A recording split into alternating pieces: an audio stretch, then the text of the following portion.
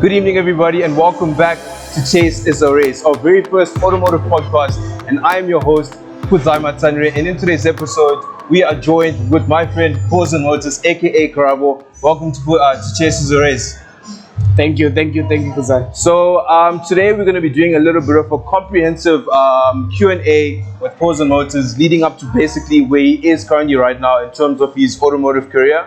But we're going to do a little bit of a backtrack of where he basically started and what motivated him to be where he is today, and what are his interests in the automotive scene, his drag racing career as well. So where did it basically start for you in terms of like the automotive stuff? Like what really like motivated you and inspired you to get into cars? Okay, so hey, it's a long story, but good thing we have time. A lot of time. Yeah, so I think growing up as a kid, I didn't have I did have a lot of toys that I shared with my cousin. In fact, eventually we could fit all the toys into like one big box. And there were some cars there, and I remember having just some nice, Hot Wheel kind of vibes cars.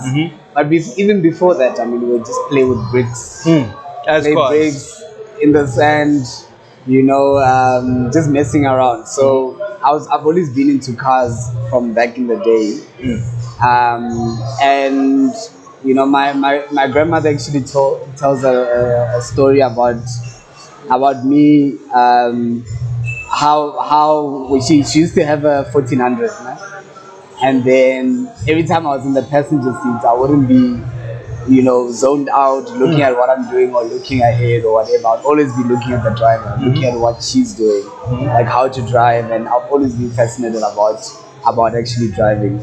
And then every now and then when I would disappear in the house, they would actually find me in the car. Like just messing around with the car, or putting it in gear, and I couldn't even fit. I couldn't even see over the same wheel. So that's where it's all started, bro. So from there, then I've just been into cars since, just looking at cars, picturing myself owning a car, picturing myself driving. And obviously I didn't know how much goes into driving. I just knew that it's something that's really cool, having so much control of a car.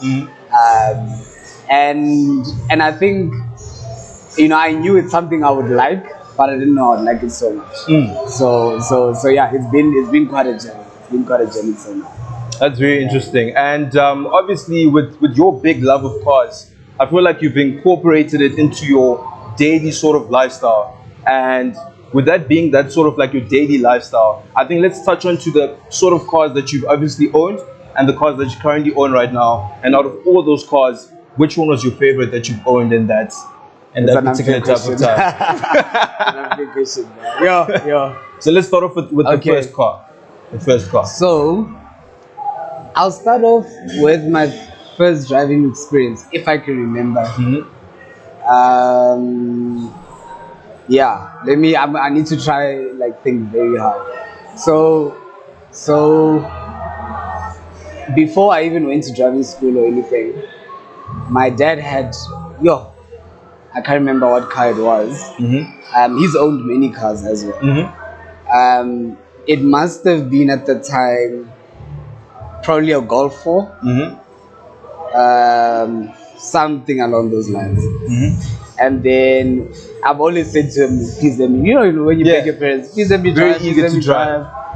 And then one of the days it's like, so it was just random, bro. So we went around the hood and whatnot. And then he just stops in the middle of the road. Like, he said, you want to drive? Come drive. No way, on the spot. On the spot, bro. On the spot. The pressure. So what are you going to do, You've been begging to drive. Can't pass the opportunity. So I get into the driver's seat. I can't remember what car it was. I wish I could remember. Get into the driver's seat, put it in first gear. No, he doesn't say no, this is how you drive. Yeah.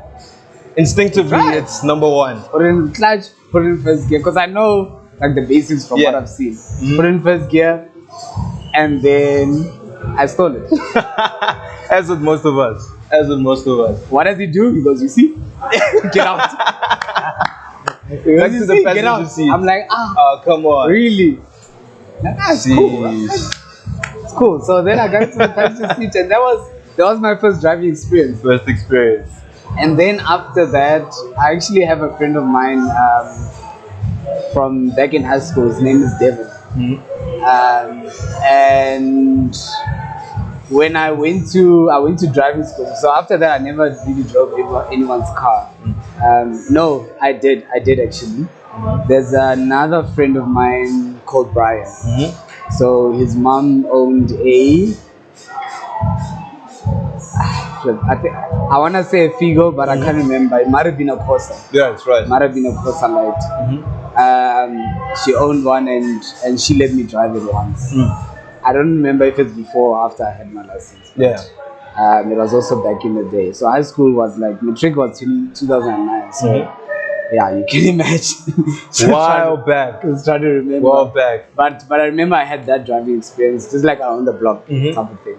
Then I had my friend Devin. His mom let me drive. It was a BM 320. Okay. G-string type. No, not G-string. Yeah, G-string type. G-string that was type. a black one. It was very nice. Okay. And I remember that's when I had my license already. But my driving school experience, my mom had this friend who's also a pilot but owns a driving school, and he let me. I signed up for driving school with his driving school, and he gave me driving lessons. But I got more driving lessons than the average student. Like I would drive. Like I would drive. I remember I did my driving school with a Ford Figo. Yeah, it was a Figo. Yeah, Ford Figo. Like they came out just after the Fiestas. Similar interior, similar shape and everything. So it was quite a nice car to drive. But I drove a lot during that time. But like I would be sweating because you tense and everything. Very. You do Your leg is shaking there by the clutch. Shaking at the clutch. So, bruh, after a lesson with him, it will be like 2 hours, 2.5 hours. I think I did 4 hours in the week of my test. I would do 4-hour lessons, man. So like he really pushed me. Yeah. And he taught me like some valuable things that I still use this day. He said, clutch must be your friend. So like you must change gears as many times as you want. There's never too many times to change gears. So you must be really, really close to the clutch, and you must also be good friends with the brake as well. And if you can brake, then you can go. You can basically go as fast as you want. Exactly. Theoretically. Yeah. Basically. Basically, yeah. So I think those two valuable lessons, and also the checks. I mean, I don't do all 5 checks every time, but things like your blind spot. He told me that a blind spot is very important. Gears are very important, and brakes are very important. So that's when I got very confident and comfortable on the road, because then I wasn't stalling the car, and things like that. But before I went to his driving school, I actually went for one lesson at another driving school in Hillfox. Okay. I don't know if you know Hillfox by the back, where there's the flea market.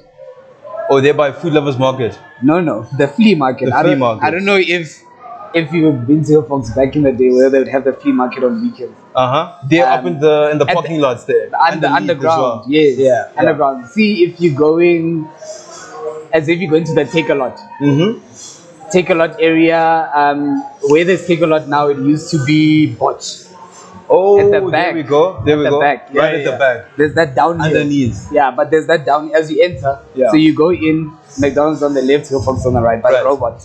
You turn right, and then you curve to the left. Right. Instead of coming to the front of Hillfox, you go to the back of it. Yeah, to the back, and then there's a downhill going down to the bottom of Hillfox. So on that downhill, people who know Hillfox know there's driving schools there. Right. They do lessons, they do polls there and whatnot. I don't know if they still do now. But I went to a driving school there, and there was this old Mazda 323 that they were using for the driving school. So my first lesson there, my first lesson, I get there, now the guy's busy giving a lesson for another person during my time. So I waited an hour just watching someone get their lesson. And then when my lesson's supposed to start, the guy's like, I'm in a hurry, okay, come. Let's do, as if it's doing me a favor. Bro. Imagine, out of all things. Bad. You know, it's one of those where like I paid for 10 lessons, things like that. Yeah. So then I get in the car, the Mazda 323.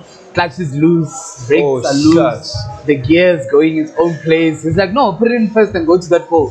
I'm like, bro, it's my first lesson. Sure. Like, no, just go, you learn, don't worry. As if like your first lesson. I stole it. He's like, damn, okay, actually that's weak. Yeah. So then that lesson, he then parked the car at the bottom of the hill. He's like, look, you're gonna go up and down this hill only using the clutch. Only using the clutch. So literally that's how I learned my clutch control. Sure. Clutch control, so use the clutch, went up the hill, got to the top, made a U-turn, clutch down the hill, clutch up the hill. And that's how I learned that you can actually move the car with the clutch. With the clutch, right. Because I think that's obviously like one of the hardest things for any driver to actually master is clutch control. Yeah. So you'll see that a lot of drivers, like if you didn't go to driving school or whatever, or you didn't do a lot of lessons, a lot of them, what they struggle with, they think the accelerator is what makes the car move. So they will be accelerating without having clutch control, and then they'll stall or they'll roll back and the car's revving and all of those things. So that's one valuable lesson, but that's the only lesson I went to in that driving school. But after that, I went to Menzi, and it was a nice experience, although it was vigorous. But you know, I learned how to drive after that. Forcefully, anyway. Then I managed to save up for some time.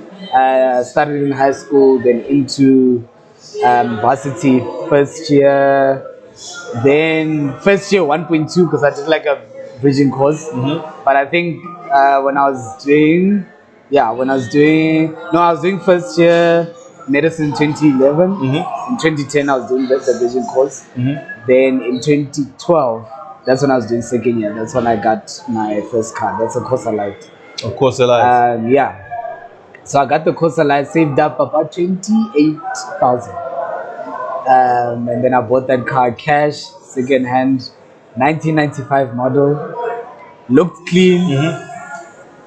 Took 2 weeks before it broke. First thing to break was the clutch cable.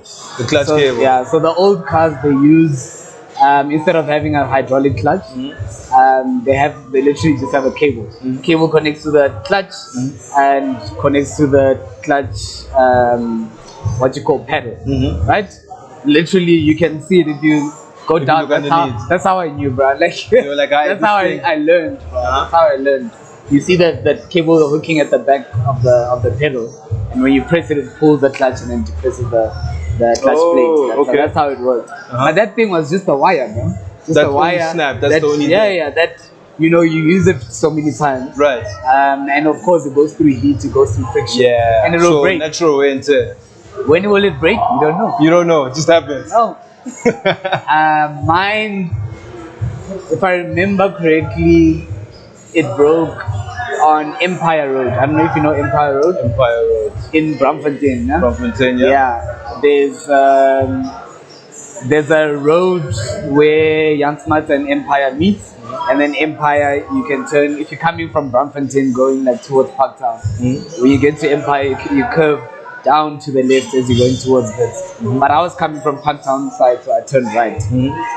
Bruh, I tried, change down, put it in second or whatever. Nothing is happening. Heavy traffic, peak traffic, 4:30. Sure, and that's when it's at its peak. And then I went into some small, I don't know if it was a parking space or like a driveway that's closed off. No power steering that time. Yeah. So then I just parked there. And then I Googled the tow truck, bro. And I called. Jeez. And there's a guy who came, bro. It was such an experience. The guy who came. Yeah. And they actually didn't even tow my car. They didn't tow it? They didn't tow it. The guy came, he's like, you don't really need a clutch to change gears. Bruh, rolled my car back into the traffic and then put it in, forced it into second. Forced it into first.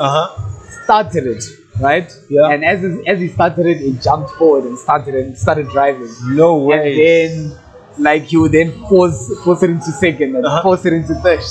And then we went to there was like a mechanic shop close by there, and that's where they got me a new clutch cable and they fixed it. And that's literally that was my first experience of breaking down. That's First the of last thing many. you would expect. First A of whole many. flipping technique just Yeah. to move a car to the mechanic. Yeah. But Sure. yeah, bruh, so that was my first of many breakdowns with that car. So that was the Corsa Light, nice purple Corsa Light. If I still have photos of it, I'll put them up. We'll insert the pictures right here in the episode. But that's where I learned about cars. That's where my love for cars grew. I attended car events with that car. And yeah, but I had so many good experiences with it. Small little modifications here and there on the car as well. So there I learned because like small cars making noise and like there's the two main ways. There's either exhaust or intake. So I learned about putting a cone filter, and I saw guys here and there doing it. I was like, where do you get one of these? And there's a friend of mine that I met in grade 9. His name is Trishan. He got me into Speed and Sound magazines. He would buy them like all the time. I think every month they would come out, and then he would like borrow me his old ones to like have a look. And at the back, there's like many pages of auto style,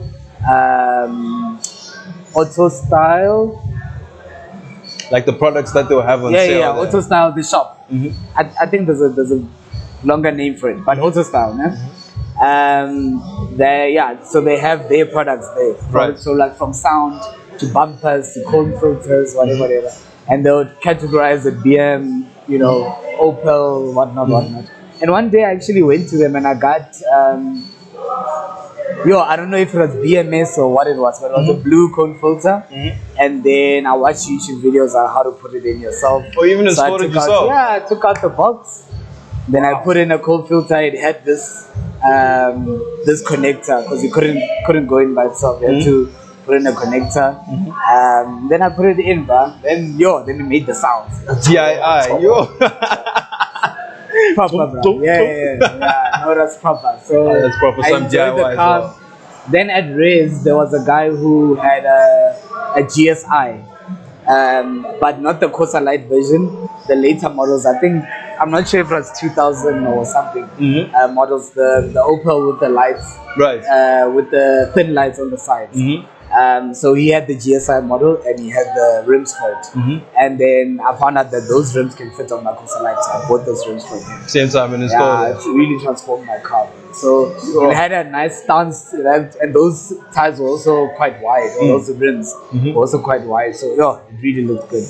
So then I did small things to it, but it had the black or the greyish plastic bumper. So I'd polish it nicely. I put like a monkey on the side. It looks really nice. I even did like LED parking lights. I also them myself. Took out the lights at the back there. Put them in, put them back.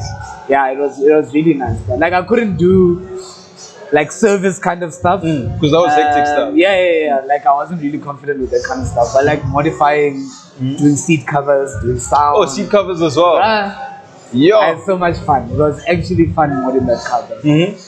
Really fun. So most of these modifications are obviously DIY. Like DIY kind of like old school stuff. But yeah, DIY old school stuff like. And cheap, like you buy a 50 rand, 100 rand pot, you go put it in yourself. Install it yourself. And I think from the reason that was fun for me, it was because at the same time I play Need for Speed. And Need for Speed has a lot of, modifying cars and whatnot. Although I couldn't do like body kits and whatnot. Right. But doing small things here and there, interior, it was really nice. And I'd attend shows. There's this old school. I know I'm calling it old school, but they've been around for long. They're called Nitro Crew. Nitro Crew. And they would have show and shine competitions and just shows, but like park oaks and whatnot. And that's what I got into. I didn't even know about drag racing. I saw drag racing on TV. It's still relative menu, So I'd attend these show and shines, park my car there on the side, take my phone and just walk around. It would be so nice. That would be like Jeez. my day out. Yeah. That's actually very, very interesting. And I think we've basically spoken, touched on the very first car that you owned. Yeah. And once that episode ended on that first car, what sort of cars came Yeah. afterwards, after the Corsa? Yeah. If you So can list a few. yeah. So after the Corsa lasted me longer, like Hmm. 5 years. Oh, 5 years. Yeah. 20. Let's see. Got it 2012, Hmm. and I sold it 2018.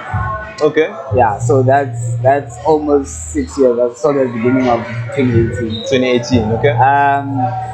So when the Cosas ended up giving me issues. I mean, A lot of 99 issues. 95 model, never been for a major service. Sure. Like I was just because I never even had car insurance. I never Right, had a tracker. at that I never moment, had yeah. anything. I was just a student, making ends meet. I'd have money for petrol. That's about it. I'd That's just it. drive around. I'd go home every now and then. And then go to the hospital, later on when I was doing fifth and final year. So it started giving me issues. So when I was working in Limpopo, I drove it to Limpopo.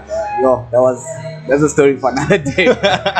Drove it to Limpopo, but it was just giving me issues. Right? It wouldn't go into second gear. It would overheat, this and that. And by that time, I started working. When you're working and you're earning money, but you have a car that you like, but it's giving you issues. Like it's not worth it. You can't really, call the hospital and say I'm not coming because of my car. Yo, I know. Broke It's down. not a valid excuse. They'll be like, bro, get a car. So that's what I did around Feb. Yeah, Feb. I parked the Corsa Light and then I bought the Mazda 3 because I wasn't owing anything on the Corsa Light. So then I bought the Mazda 3. Not 3, man. What am I saying? Mazda 2. Yeah. So I bought the Mazda 2. But funny enough, I wanted an S3. Right. So right from fifth year, final year, I was thinking about what car I'm gonna get.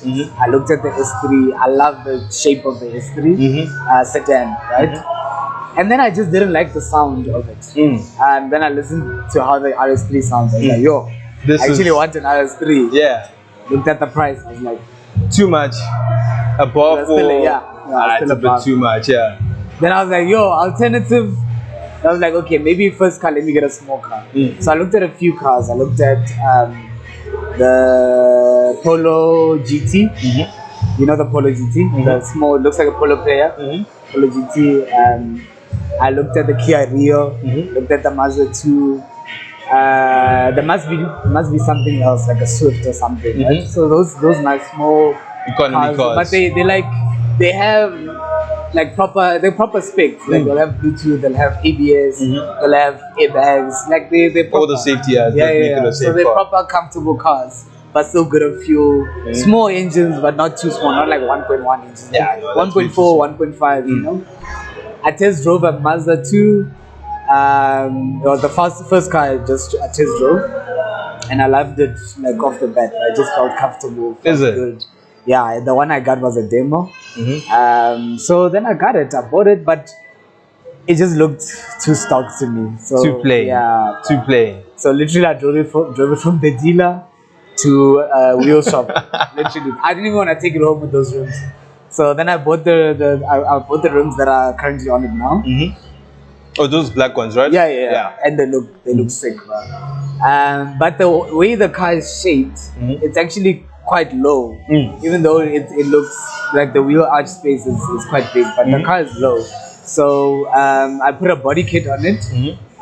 But unfortunately, I was in an accident and there was damage to the front bumper, and the front lip was damaged as well. And the body kit was actually imported. You won't find. I'm yet to see, bro. Since 2018, I'm yet to see another Mazda with that body kit. That looks exactly like that, right? Yeah. So the red diffuser, the tailpiece, the side skirts, and then the front lip. Now it doesn't have the front lip anymore, but it's still quite a low car. So then I decided not to drop it. If I'm ever gonna drop it, I'm gonna do air suspension, right? So that I can also raise it and whatnot. So then that then became my daily, and been lovely ever since. Yeah, no, that car I've never got stuck. I never overheated. I Nothing, bro. Very Nothing. reliable. Yeah, I took it to dealership for all the services. It's just been proper, bro. I've driven to Durban, I don't know how many times. Driven to Mafikeng, been Quite a lot of yeah, places, right? proper. And then I don't know then what happened, bro. Then I started like wanting to get like a bit of a sporty car. Something more powerful, obviously. No, I don't really want power. I honestly don't know why I wanted a new car. I don't know. But I looked at the Toyota 86, the GT 86, and there was a specific one in where's that? I don't want to say it's probably in Vale, somewhere that side. Right. There's a Toyota there, and there was one a GT 86 with 4 pipes. Right? And the GT 86 it's quite limited. You won't see a lot Very of limited, them. right? Especially the one with the 4 pipe. It comes with 4 pipe stocks. There was a red one, and I think it had TRD stickers as well. It was proper, or TRD badge actually. It was proper, bro. It had a nice. I think it had a body kit as well. It was just fully spec. It was quite nice. Bluetooth audio, touch screen. It was proper. The right one. It cost 600,000. Ooh, that's a lot of money. Yeah. That's a lot of money for a Toyota, especially a sports car Toyota. Yeah. 600,000. So I had to think. Second alternative, yeah. I test drove it. It wasn't as comfortable as the Mazda 2. So that's one of the things that put me off. It was quiet. It was low. Very stiff. Yeah, very stiff. It wasn't comfortable. Could feel all the bumps. It felt like an old Toyota. For that price, I was like, it's just not worth it.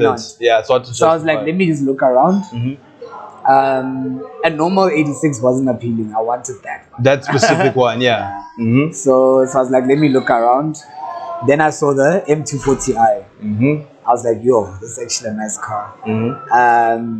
I never test drove one. I was just looking through Auto Trader. And then I looked at YouTube videos. And I was like, oh, wow, a 3-liter 6-cylinder with that power for that price. That's proper. That's proper, But that was also around 600,000 or so. 235. I don't know about the 235 existed. Oh, at that time. Yeah, I was like, wow, there's a 235. 3-liter 6-cylinder as well. At that time, I didn't know about 855 and B58. I was like, hey, bro, this is like the same engine. What's going on? This is a bargain. Bruh, then I found one in Pretoria. Is it Pretoria West or North? They just say Pretoria West. Yeah, Pretoria West. I found one in Pretoria West on Auto Trader. And was it on Cards? No, I think I was on Auto Trader. Then I called the owner had put it for sale that time. I called him up. I was like, hey, bro, I want your car. Then I got to drive it. Because it was proper spec, body kit, but it looked so fresh. Looked solid, right? So fresh, and the mileage was low as well. And the price was around 420, if I'm not mistaken. Yeah, much less than 600. Proper. I really wanted it. I was like, yo, I already sold it, but a dealership is selling it. I sold it to a dealership in Pretoria West. I was like, okay, cool. Then I called up the dealership. I was like, can I come to a drive? Then I took Sean. Sean is not here anymore. Right. Then I took Sean. I was like, hey, bro, let's go check it out. Test drive. I took Sean and I don't know if it was just him or someone else was there. But anyway, it's fine. Then we went there, test drove it. And then I liked it. And they were like, no, we can keep it for you, but there's a holding deposit that you need to pay of 5,000. I didn't have money at that time. Sean paid the deposit for me. No ways. Paid that deposit. I went back to work, and then the following week, I got accepted for the loan and whatnot. Then I went to fetch it. When I went to fetch it, I think I was with Sean. I was in Tamsin. I was with Tato as well. Remember Tato with the Figo? Your sister? Yeah. No, Tato with the Figo. Oh, Tato, the one from the previous night when we went to the joke. With the Figo. There we go. Yes. I was with them as well. Then there's a video on YouTube. Of the day I got my car. Oh, you picked up the car, right? Yes. So you were there. And then, bruh. And then it was just love at first sight, eh? With that specific 235. Yeah, with the 235. Bruh, how you sit in that car, bruh. My God. Very, very confidence inspired. you sit so nicely, like it's not too high, it's not too low. Level. It was like at first it was a bit uncomfortable because your legs are a bit, straight instead of like square like that. But eventually you get used to it, to that man. position, yeah. And it actually makes sense now why race cars are like that and things like that. Legs a bit straight, but it was just so comfortable. Very So comfortable, right? Drove it nicely home.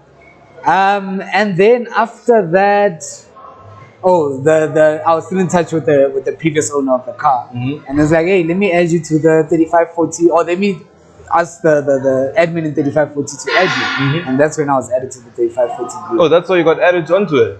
Okay, so you actually Yeah. still kept in touch with the owner of the previous car. Yeah, because he then went on to buy an M4, and then he bought an M2 comp as well. Okay. Yeah, he has okay. an M2 comp now still, if I'm not mistaken. Yeah. So then from there, it was so now obviously in the group, now that group is crazy. Banter and whatnot. Like people messaging about, their cars breaking down, getting advice. And then my charge pipe broke. You know that charge pipe story, plastic that it's ones. a plastic and whatnot. The group helped me with that. I still had warranty on the car, third party warranty, so it got fixed under warranty. But they put an aluminium one. But then I got into the group. Then I got to attending my first race event. Then they told me about modding. I met Mazi. He told me about software tuning, boot mode, all those things. So it was history from there. I'm sure everything else you see on social media, but Right. that's how I got into racing with that car. Because it's actually very interesting looking at a series of events of your first car, modded with the Corsa, modded with the Mazda, modded with the BM. Yeah. So I can see there's a great love and affection for modifying your cars. So personally, what I would like to know is what's the best modification anyone can do to their car, irregardless of if it's a sports car, a hatchback, a supercar. What do you think is the best tasteful modification you could do to any car? Actually, it's not the same with every car. I'll try generalize. Obviously, it's difficult to. Every different car has its own mods that make a difference. Depends on purpose. Right. But we actually have a saying that goes Koloike mag. So it means a car is a mag. Oh, so okay. meaning, in terms of visual mods, if you a mag rim makes the biggest difference. The biggest difference. Especially if you get a big size, and if you get a nice looking mag, there's very few ugly mags. Right. But if you don't have a stock mag, you get any aftermarket mag, and you put it on your car. Small cars, anything from 17-inch upwards, just looks good on a car. So if you want to mod, that's one safe mod to do. Doesn't void warranty. Nothing at all. Doesn't compromise the quality or safety of the car. Yeah, it doesn't. Right quality maybe. If your car had high profile, you put in very low profile tires. But of course, you can change tires and put high profile ones on the same mag if you want. But I'd say that's one. If you are into racing, okay, then it's a whole different story when it comes to mods. When it comes to wheels, leave the visual stuff. Get tires that are purposeful for racing. And then do mods that are purposeful for racing. There, nobody cares about your interior, whatnot. Nothing at all. It's all But down if to you the are, performance. but if you're there for show, especially if you do show and shine competitions, or you just want a car to look good, start with the rims. Then, depending on how big the rims are, how high the car is, how the look is, you might want to drop the suspension or not. And then body kit. Yeah, so rims, body kit are the first two. Interior, most cars look decent interior. Back in the day, small cars we used to do seat covers, aftermarket radio, those kind of things. It depends what car you have. But older cars, people normally do a whole interior overhaul, stitched seats, proper sound, custom sound, those kind of things. But newer cars, we don't normally do interior. Nah, not necessarily, because it's already quality as it is already. Exactly. That there's integrated radio and all of that. But as to my favorite mods, I would say that made a difference in my life. I would say with the Corsa Light, obviously, was Intake. that intake, Number one, that cone obviously. filter. With the Beamer, it was the software. The software. Yeah, with the 235, it was the software. Mm-hmm. And then now with the M3, yeah, I've only done the downpipe, so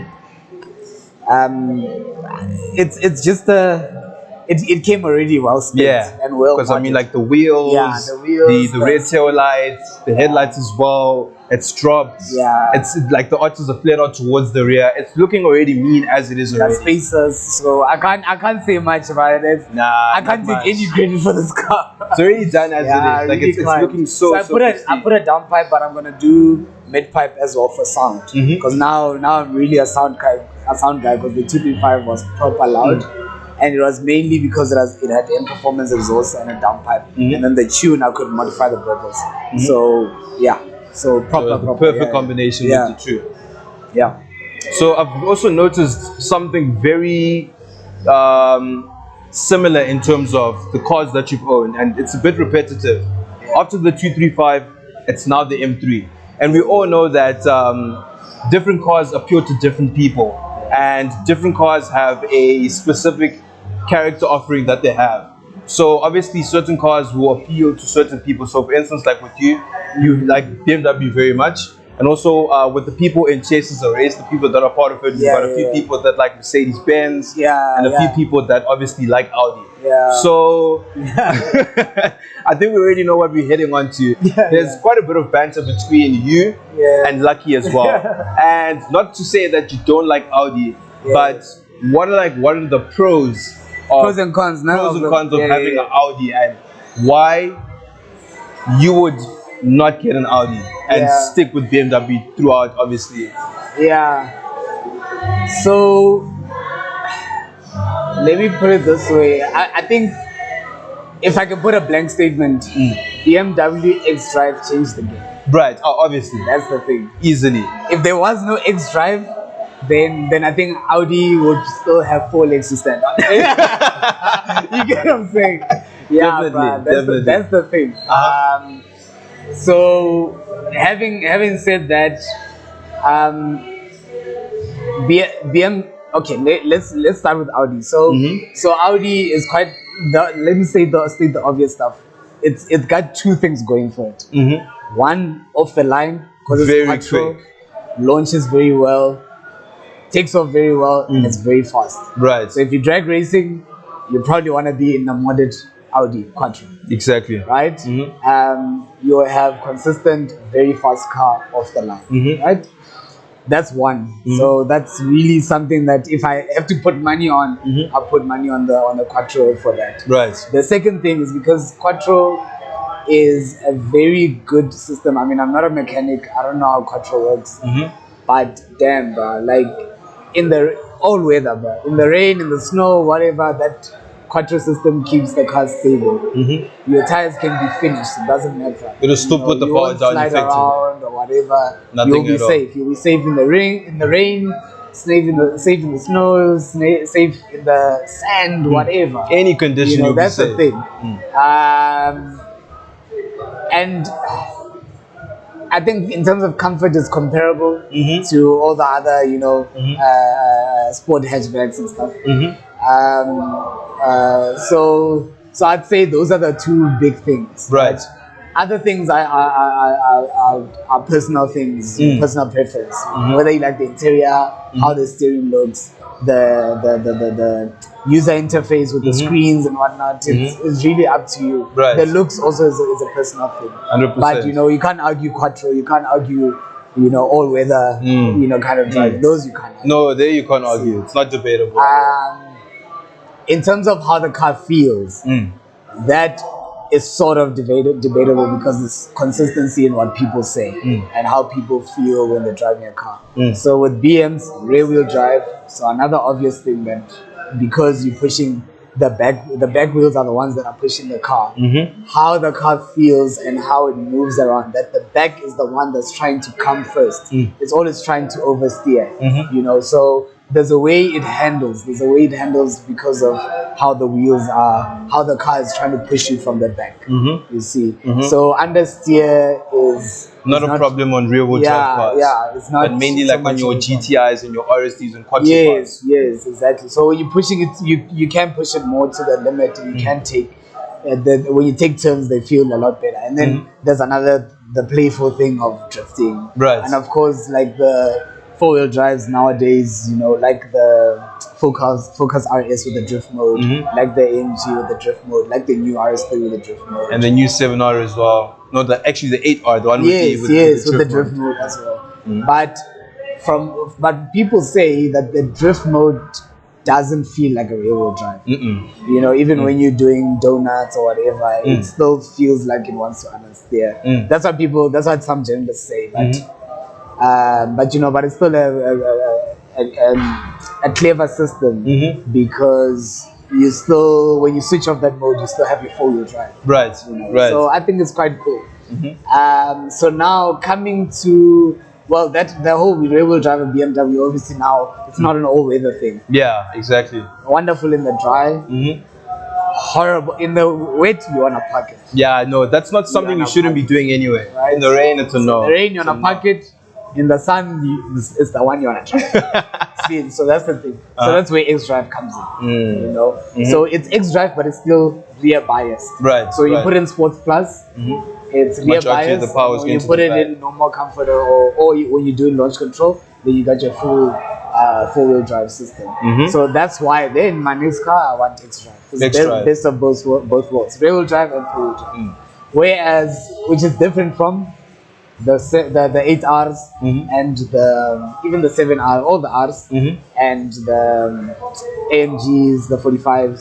CRA 45s, GLA 45s. Yeah. So those are front wheel drive biased, four wheel drives. So that's where the journey is headed. I want a 240 X drive, get back to racing, and then win. Lucky, you are on notice. Watch out, he's coming with a 240i X drive. And one thing that I actually really want to touch on is modifications and the potential that BMWs obviously have, specifically the B58 platform. Because we can even have a look at Ryan Funk from Nonus Motorsports with the M140i. We can look at Johnny as well, who's part of Nonus Motorsport with his M140. They are very solid in terms of you pushing them to the absolute limit. And room for error is very little. I don't think I've heard any problems in terms of difficulty in them braking or anything like that. So they tend to be really reliable. So with that sort of platform, what do you think is the best way or the best modifications that you could do to give yourself an advantage in contrast to like the RS3s, which are obviously already quick off the line? So just before I talk about the mods, obviously, no matter how hard you mod it, you're still gonna have a problem off the line, because the B58s, the non-X drive ones, they're rear-wheel drive and they'll spin off the line, and the more power you have, the more you'll spin. That's the thing. So, but having said that, once you get going, or if you get good traction, good tires, heat, good burnout, and so on, then the mods you can do that, I think it's reasonably priced, or let's just say cheap power, because it's good power for the money. So first you do your software with downpipe, right? So boot mode, MHD are the common ones that almost everyone uses. And then after that, that will get you like good power, right? To go against the RS3s, whatnot.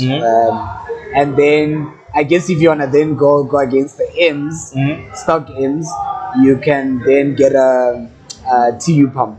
So the newer 58s are actually called 58 TU. So it's the X drives and the Supra engines, right? So then that gives you a bit more power, because then with the TU you can then put in a stage 2 plus map on your tune, and then put in E50 ethanol mix, right? So then that's you go. That's a combination on its own already. Yeah. So then it just depends on your pocket. Then you can, from there you can do a hybrid turbo, you can do a big turbo, and you can do LSD, and then the car will take all those mods and it won't break unless you're doing something stupid. It shouldn't break.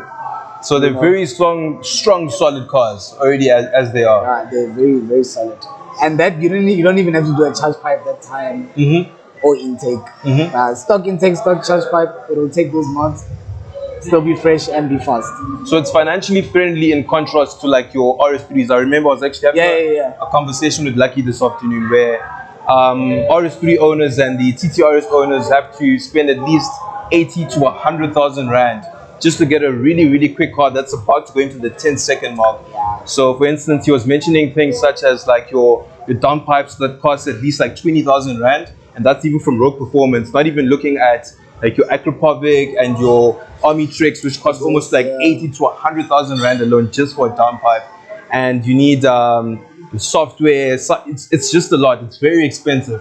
And looking at the value for money perspective, BMW is obviously giving a better offering in that sense that it's keeping up with RS3s while spending less money and getting similar performance as well at the same time. So it just goes to show that it's very financially friendly and also very reliable at the same time with very little room for error for like parts breaking or constantly replacing something that's obviously going to break in the long run. But I mean, they attract their own customers, you know.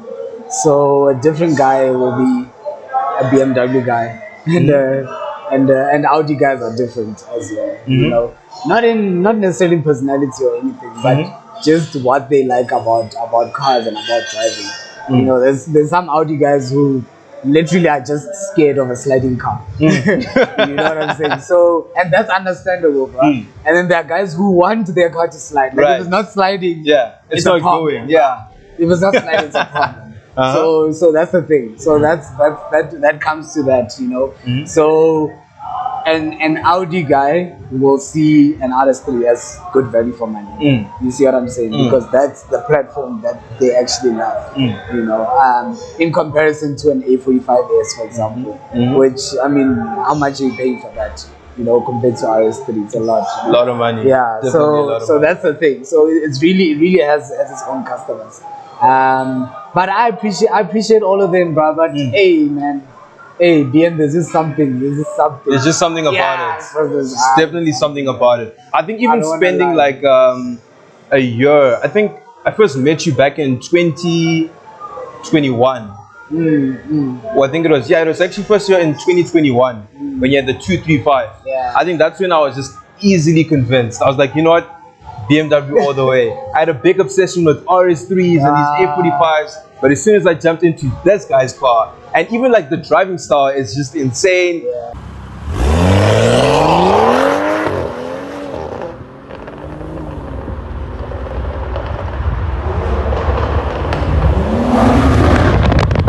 It's so brave, it's so confidence inspiring. Like it's with most of these cars, they feel very assisted, but then with BMs, it's you're very in touch and in tune. Do or die. It's do or die. That thing, it's not for the faint of hearted. It's for pure drivers only, and it just gives you a feeling that no other car can give. I think I'm being a bit too biased now. I think I need to Lucky, I'm sorry, I'm supposed to be on your side, but BMs, man, it's just something else, but only for this episode. Next episode no more bias. I'm gonna be on Lucky's side. Lucky, I'm with you on the next episode. No, the thing is, even if you are an Audi driver, I think it's always good to just go test drive a BM. To see how you feel. I mean, I've never had an Audi driver or drove a BM and they're like, trash. You know what I'm saying? They're lying. You know, take your car back. Nah, I've never had anyone who's like that. Never. So it is what it is, man. It is what it is. We must just try, be humble. Just have to try, be humble. Just try at all costs. So also one thing that I actually want to even touch on is the M3 is already a perfect car as it is. It is. But there is no such thing as a perfect car. So I want you to at least touch on 5 points or 5 things, individual things that I don't like. You don't like about the M3. Oh, okay. I can get to 5 things. I think I will try. 1, launch control. Launch control. Horrible. Yeah. That's one thing I can even testify to. In the 235, you put the car in Sport Plus, put your foot on the brake, other foot on the accelerator, holds the launch, and it goes. It's in Sport Plus, so there's still some traction control. It's not fully off, right? So there's some wheel spin, but then it cuts the throttle a little bit with your foot flat. Cuts the throttle a little bit. It mitigates or minimizes the wheel spin. Launches.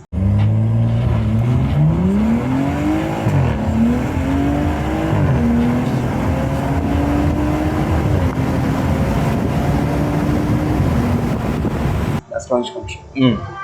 M3 or any S55. Different The story. launch control is DSC off. DSC off, there's no traction at all. Sheesh. Right?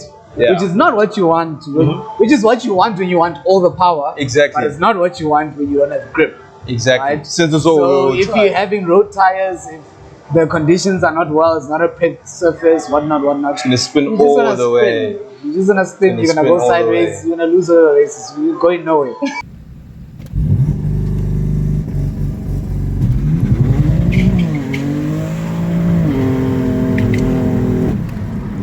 Ways. The ways. What? Yo. So that's number one I don't like. Number two, it's a love and hate. I love the looks, but it's wide. Very wide. To drive, it's just too wide to drive, and it's wide enough to look at. Love the looks. Love the looks 110%. The wide arches is the reason I like it over the M4. It's the reason most people like it over the M4. Right. So the wideness. Third is the whole top. Is it top limit? No, not top limiter. There's Top a name. victory. Top, yeah, top Top something. steer. No, not top steer, but the whole thing about when you let off the brake, it doesn't move forward itself. Oh, so it's like you're balancing Yeah. Can't remember what it's called. The top people, they know. The mechanic people. But yeah, so basically that's another thing I don't like. So it can roll away even when you, like let's say you wanna park it and leave it on, opening the gate or whatever. You can't put it in park unless the engine is off. Really? Right? So it only goes into neutral. But in neutral, it still rolls. It even happened to me today. I was on a steep. Serious? So the handbrake has to be all the way up, right? You have to like Then you pull can- that thing. Then you can actually. Oh, I put the handbrake good. up. It didn't catch really well. And then I started rolling. Man. So when I was getting out the car already, I had to get back in. And you see, Stop but it. if you put it off and it goes into park, then the handbrake doesn't really matter. It actually holds the car. Oh, okay. Yeah, but okay. whereas with the 235, you can. There was actually a button for park. Oh, yeah, right, you can right, just right. Put it in park, and Parks then automatically. that's it. Yeah, so that's another thing I don't like. And then what else? I don't know, bro. Would you say the right quality? The sound, I guess, is just that raspy sound. It's okay. I think I'm comparing too much because the 235 was modded, so I'd get the pops and bangs every time. I think I said it already in my previous video, but yeah, that's just another thing because I can't get the sound I want unless I'm like In a speeding. certain rev Yeah, range unless as I'm well. like trying to speed and trying to rev out the car. Then I'm not getting this. But I think mid-pipe will fix that problem. 100%. What else? Otherwise, I like it, man. There's really not much else I can complain about. How low it is, I guess, but it's not bad. I get used to it. Right. And it was lower than this before. I had to put stock suspension back. It had compressed springs. I was sitting very low. Very low. Yeah, but otherwise, that's all.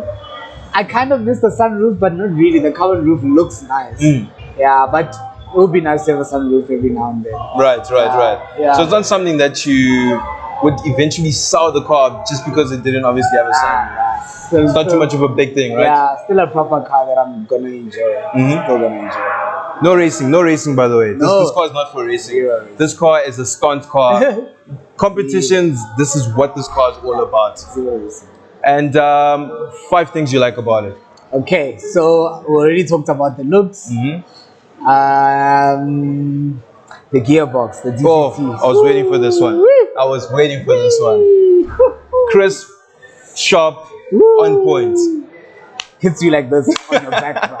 When you're on it, Hitting you. that's constantly. every gear change. Woo. It's always And you up with the rev range, right? Yeah, no, it hits you, bro. And it has that whole thing where you can modify the speed of the shifts. Yeah, so yeah, to get those kind of things, right, you need to mod, an M Lite. On this one, it comes stock and it's fast. I mean, given that the M Lite doesn't have the same gearbox, but the gearbox is just proper. What else?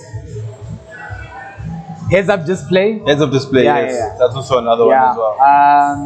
The steering wheel looks good. I didn't like it at first. But you grew to love it now. I wanted the round steering wheel, but this one feels good. I Really grew good. to love it. The seats have memory seats. Seats are really nice. I've got it all set up, bro. Got it all set up. Even if I have to move the seats to a different position, like to chill, to eat, or whatever. When I go back, I just press my memory seat goes back to the actual position that I'm used to. Yeah, I think that's it, bro. The looks goes with the body kit, Right. how the car looks, the lights, those GTS lights, the exhaust tips, the wheels. Yeah, bro. The night lights when you open the door. Oh yeah, the in-performance Yeah, puddle lights as yeah, well. yeah. Those ones are also pretty sick. It's just Nice a proper finishing car. touch. Just a proper car.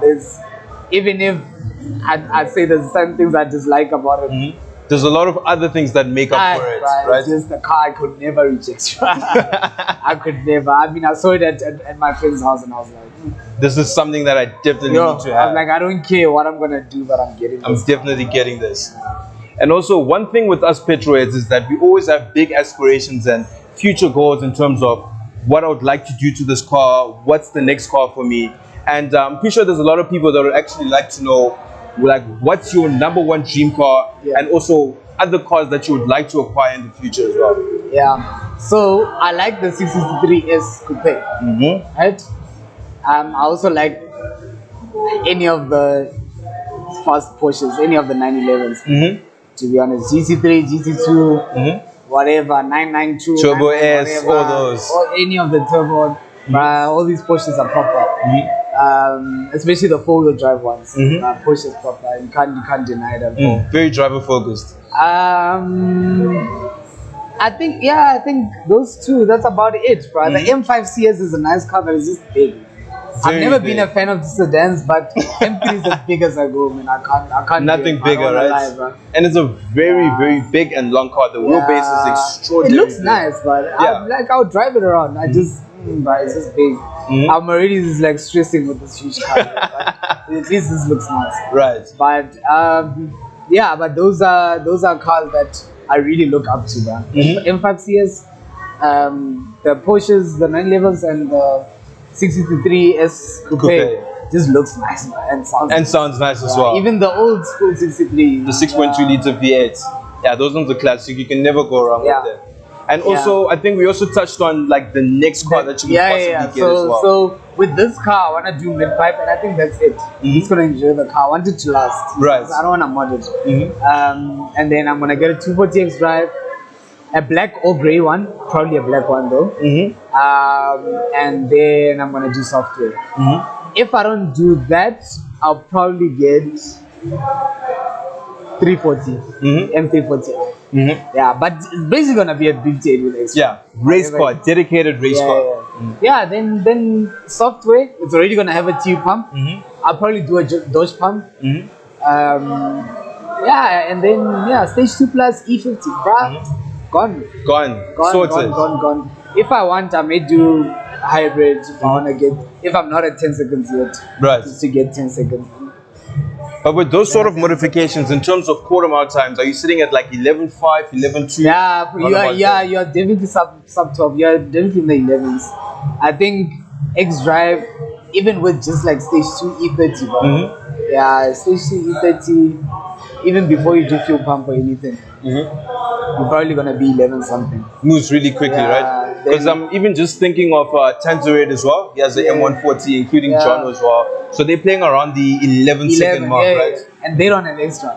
And they don't have, keep that in mind. They don't have extra. So imagine if we do get extras here, because obviously with these manufacturers, they do think in mind of regions and markets and obviously offerings. So if you look at M140s in the States or anywhere around Europe, they tend to come in extras. Whereas our consideration was mainly rear-wheel drive, because obviously the conditions where here it doesn't snow as much, or we don't really have bad conditions to the point where we do need to have X-Drive. But obviously with the recent introduction of like the G30s, the M340s, obviously do have X-Drive. So I think that's something obviously G42s. G42s as well, the G42s. I think that could be something really nice to actually even have as well as a race car. But it's gonna be, I think I'll have the M3 for maybe a year or two. Yeah, then when proper mods are coming out for 240 X-Drive. From M3 back to the track. Back to V58 to the track. Yeah, back to the track. It's gonna be fun. It's gonna be a nice time. And racing is cool.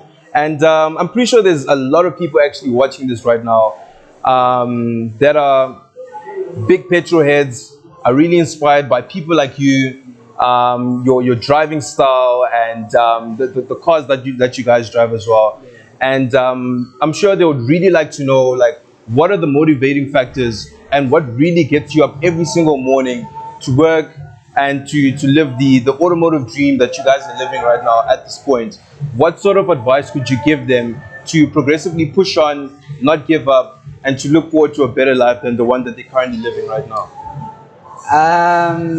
Okay, so I think when when people are like, look good, feel good, I see my car as an extension of my personality, of who I am. So how I look is not me per se. So when you look at my car, that's how I look. It's a big expression of you. Yeah, it really is. So it depends on what you're into. Not everyone is into cars, but of course, people watching this, most of them are into cars. So because you're into cars, a good car reminds you or tells people a lot about you and how or what you think looks beautiful or sounds good, so when you have a car that makes you happy, that is a good expression of you, then you feel confident, you feel so if you don't have that car already, that's what you need to work towards, because it will I'm not saying it will solve all your problems in your life, but really it will make everything okay. There's a lot of but the job I do or even the kind of jobs I've done within my field, they're quite tough, man. You make hard decisions, you have to break bad news to families, you have to work long hours and whatnot, and every time I sacrificed myself and my body at work, when work was done, and I would walk towards the 235 and I'll just get into it, sit in it, put it on and listen to the cold start. I'd forget. Yeah, everything at that point in time. I'd forget, I'm fine now. What was I complaining about? I'm okay. It's not that all bad. Alright now. It's not that bad. That's the thing, you understand? So I think that's work towards that goal, man, because even with me, I was at a very bad place the past few months, I left my previous job. I'd never jobbed for a while. I saw this car, and it was one of the M3, one of the motivating factors to say, what will it take for me to get this car, to afford it, or to be allowed to borrow money for it. It was really I don't even own it yet, but anyway. Right? But what will it take? And it took having to do some courses so I can qualify for the job I want. I needed to be in a permanent post instead of a part-time post. Those kind of things I had to fight for. And then eventually getting the car was just a symbol of the hard work that I did in the past couple of months. And it's worth it. And I'm motivated to keep going because I can't rest now. I can't afford not to be employed anymore because now I have to pay for the car, but I don't mind because it's something that makes me happy. So I think work towards those kind of things. You don't want to have things that will burden you.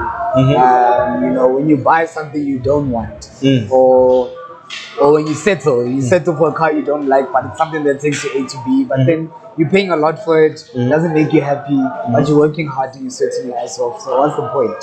So I'd say those are one of the things. Get a car you like. When you're sacrifice for something that actually makes you happy. Right. And also not doing it for other people, to show them that, listen, I'm happy, I'm in this position, so you should know that I'm perfectly fine. So I think it's all about doing it for the right reasons. And also to a certain extent doing it for yourself as well. Like one of the things I hate is I hate fitting in. I don't like fitting in at all. So even when I chose this M3, I didn't choose it because it's an M3. I think I wanted an M2 comp for the longest time. 100%. The longest time. But when I saw this M3, I was like, if I was ever to be cursed and get an M3, this would be it. This would be the I one. understand, because it looks so different. And that's me. I like standing out. So if I look like other people, then I'm not. So it's the personality part for me. Right. Which obviously kind of backtracks to why you said your car is an extension or a projection of who you are as a person. Yeah.